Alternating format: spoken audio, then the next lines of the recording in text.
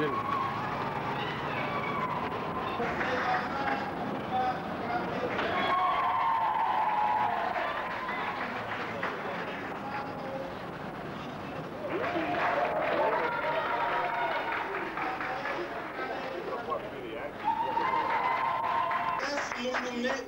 l'appelle la machine F.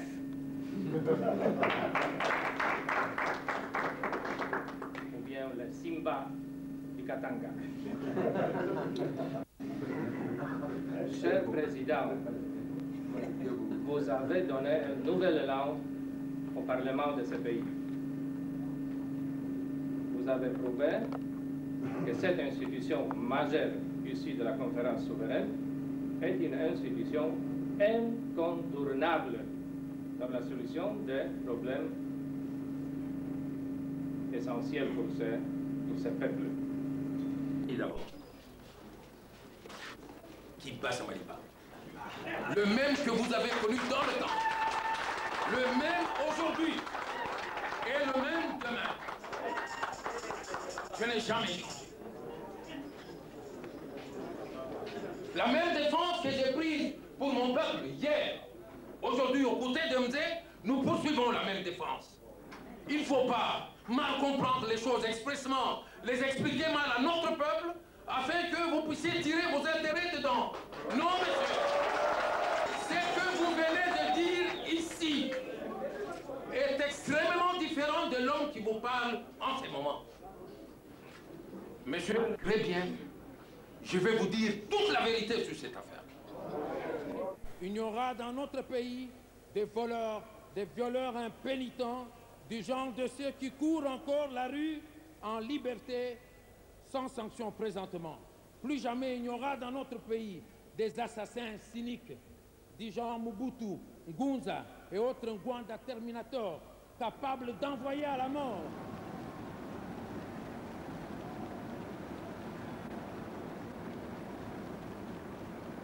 Capable d'envoyer à la mort, simplement pour créer la panique dans les villes, les hommes les plus innocents de la planète, même des nobles étrangers venus de loin pour investir dans ce pays qui en a terriblement besoin.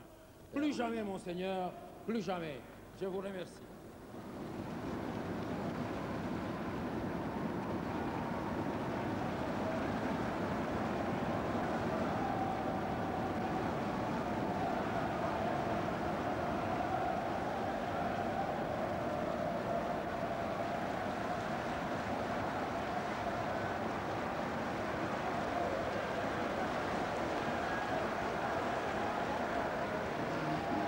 Nous continuons.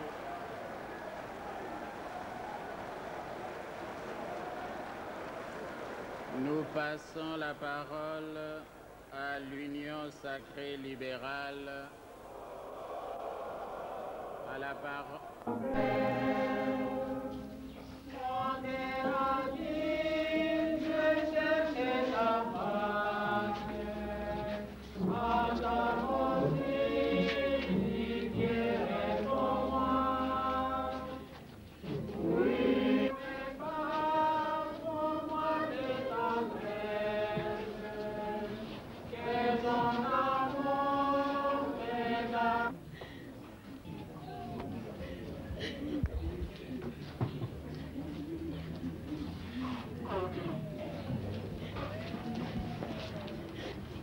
Tout ce que le Père me donne viendra à moi, et je ne mettrai pas dehors celui qui vient.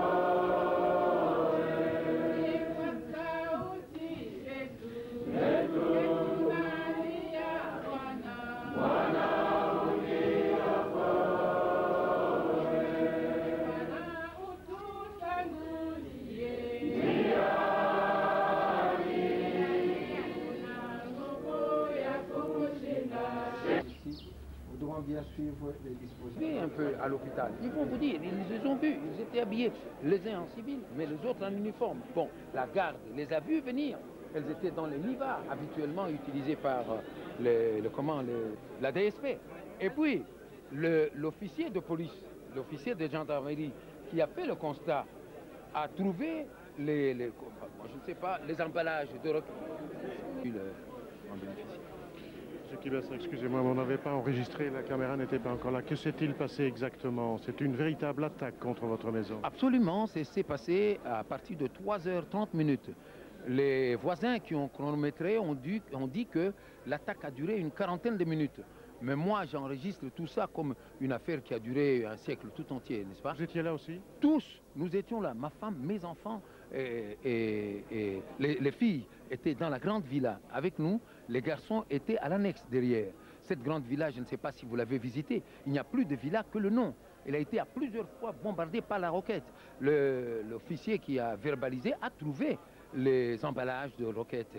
C'est donc une attaque organisée, préméditée contre vous comme leader de l'opposition? Absolument, moi je crois, hein, absolument. C'est ça, absolument, parce que je suis dans un quartier où il n'y a pas une autre maison qui a été attaquée que la mienne.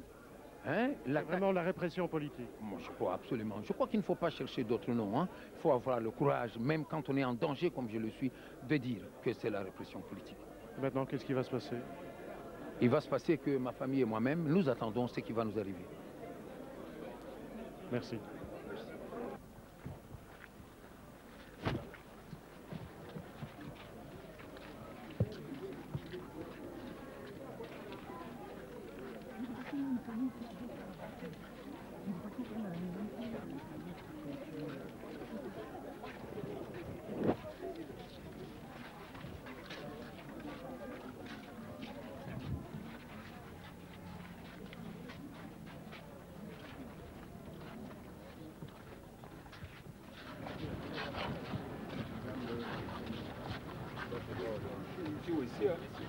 Lorsque nous allons dans le passé, pendant les guerres, lorsque même les enfants, dans certains pays communistes, je pense ici à la Yougoslavie, désignés comme traîtres leurs propres parents, les dirigeants de la Yougoslavie. Tito est arrivé à dire un jour, dans une grande assemblée de ces tortionnaires, vous savez maintenant que les gens n'ont plus peur de mourir.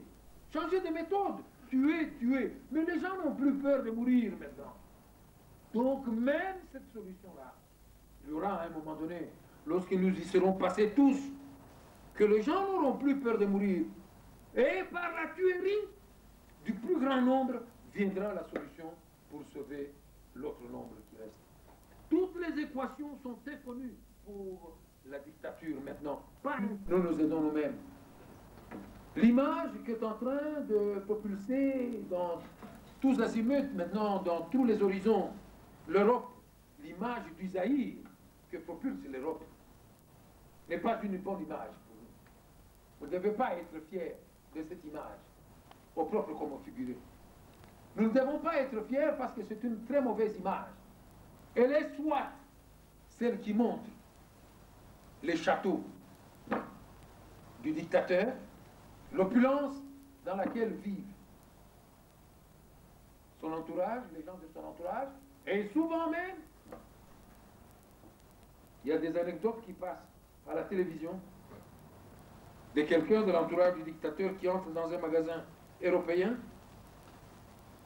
et qui achète presque la moitié de marchandises exposées. On est allé même chercher les autres dans l'eau. Toujours et encore, Mobutu sur notre terrain.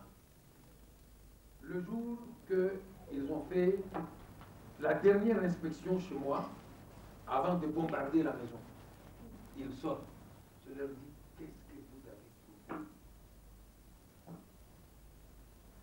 Le gars me répond, même pas un calife. Il s'était. Son chef qui a entendu la réponse, bien plus que m'avait lui dit, qu'est-ce que vous avez répondu? Lui dit, mais je voulais ajouter que peut-être vous avez bien caché les armes. C'est un aveu, ça, de la dictature.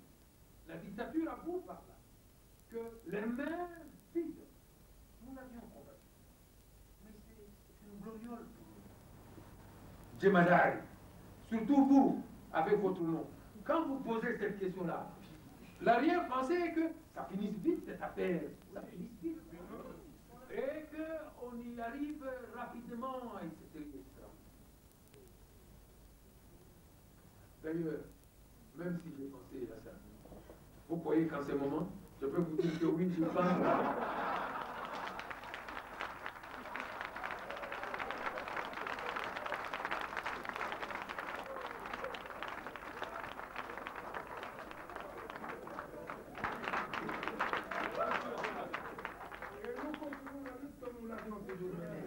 Bombarder sans retour, bombarder sans retour. Voilà. Bon, les amis, je m'excuse, je vais prendre la dernière. On n'aura pas épuisé toute la matière aujourd'hui. Moi, je n'ai pas une question. Alors, je vais vous donner la chance de poser une dernière question. Merci beaucoup pour la question.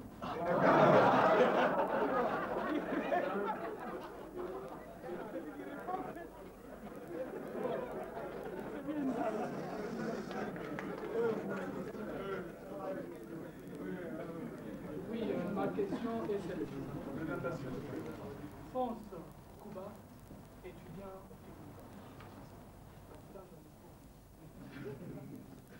Ma question, c'est sur l'argent.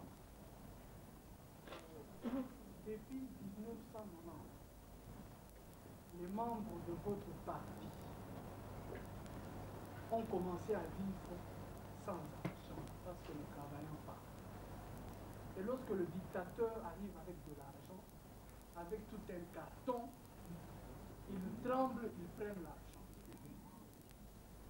Les membres du gouvernement du CPD pour le moment, qui va nous donner l'argent? Les autres du vagabond ont l'argent parce qu'ils ont la banque, parce qu'ils ont la machine à fabriquer l'argent. Ne voyez-vous pas que les gens qui ont l'argent ont la puissance, parce que l'argent c'est, je sais pas, vous pouvez prier, vous faites quoi, mais lorsqu'on vous présente l'argent, et lorsqu'on dit que c'est un argent en beauté, et que lorsque vous l'acceptez, c'est fini, vous avez commencé à dire n'importe quoi. Alors, sur ce problème-là d'argent,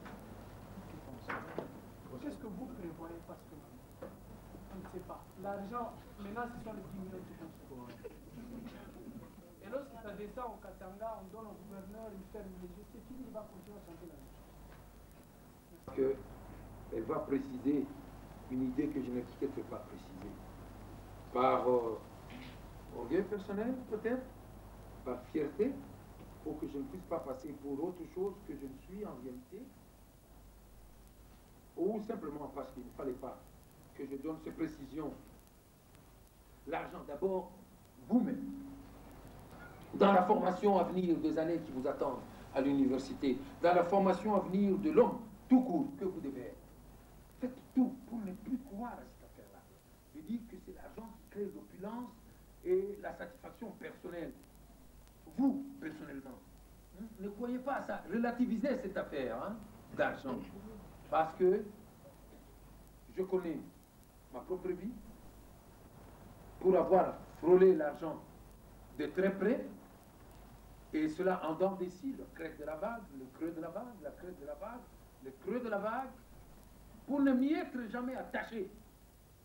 Je mourrai peut-être un jour avec des balles, c'est sûr, mais je mourrai après avoir aidé mon pays et mon parti, notre peuple tout entier, à faire un grand chemin vers la démocratisation, parce que souvent, ça passe par là, ce fait-là, c'est le désintéressement à l'argent qui peut quelquefois sauver notre peuple. Le Premier ministre lui-même, qui dirige ce gouvernement, est un exemple vivant de l'intéressement à l'argent. Lui aussi a fait le creux de la vague, la crête de la vague, frôler le million, les abandonner jusque dans le plus petit geôle, là où nous jeter. Et il y a des personnages qui retrouvent leur plein épanouissement, leur satisfaction entière en dédaignant l'argent. Le jour qu'on dit je ne prends pas parce que je continue la lutte, on a une certaine fierté, une certaine satisfaction que, Kouba, tu ne peux pas peut-être comprendre maintenant. Moi, je la sens en moi, mais c'est difficile d'expliquer cette sensation-là. Il y a des personnages comme ça. Et la plupart des personnes, il y en a plusieurs aussi, qui attachent énormément d'importance à l'argent. Mais la plupart des personnages qui sont autour de Tshisekedi, pour le moment, ont cette capacité de dédaigner un peu l'argent. Mais est-ce que c'est là la réponse que je te donne? Non. Est-ce que c'est pour ça que je t'ai remercié? Non, pas du tout. Je t'ai remercié parce que tu me donnes l'occasion de te dire que c'est toi, c'est vous tous, chacun de vous ici. Lorsque je vous dis que je recherche des amis puissants, je parcours le monde pour chercher des amis puissants, c'est surtout et encore sur ce problème-là. Des amis qui peuvent nous mettre à l'abri du besoin primaire. Ah oui, j'ai la fierté de vous le dire. J'ai la fierté de vous le dire. Je me souviens encore quand nous étions en relégation, quand vint à passer un camion qui nous laisse, par exemple, 2 bouteilles de Fanta ou 2 bouteilles de bière, je me souviens que je disais toujours à mon épouse, Ephrasie, faisons comme tous les pauvres du monde. Buvons tout et maintenant, sinon on viendra prendre ça. Mais il faut quand même être à l'abri des besoins primaires. Et ce gouvernement-là doit être à l'abri des besoins primaires. Le parti doit être à l'abri des besoins primaires. Si je parcours le monde, je cherche les amis puissants. Ce n'est pas pour me donner des armes comme le souhaite le Jamadari. Non, c'est entre autres aussi, je ne dédaignerai pas qu'eux soutiennent la lutte actuelle, soutiennent le gouvernement de l'opposition pour soutenir la démocratisation du pays. Solennellement, les deux partis socialistes belges qui m'ont invité à venir passer quelques jours en Belgique. Grâce à cette visite, nous avons pu sceller encore davantage nos liens d'amitié et de fraternité, rapprocher nos points de vue sur l'identité de nos partis politiques respectifs, sur les grands problèmes qui se posent dans le monde, notamment sur le drame du peuple zaïrois. Et nous envisageons notre avenir comment, avec plus d'optimisme, plus de solidarité et, pourquoi pas, plus de détermination. J'ai saisi cette agréable occasion pour remercier de vive voix le gouvernement belge, qui, depuis les massacres des étudiants à Lubumbashi en mai 1990, s'est résolument engagé jusqu'aujourd'hui aux côtés du peuple zaïrois dans la lutte qui nous oppose aux dictateurs Mobutu. Dans cette lutte, l'impact de la position et de toute l'action du gouvernement belge, tant au Zaïre qu'à l'étranger et à travers le monde, est un des facteurs les plus déterminants de l'issue de cette lutte. Nous remercions toute la classe politique, nous remercions la presse, les églises et à tout l'Occident pour leur contribution à notre lutte. Vous tous, peuple de la terre,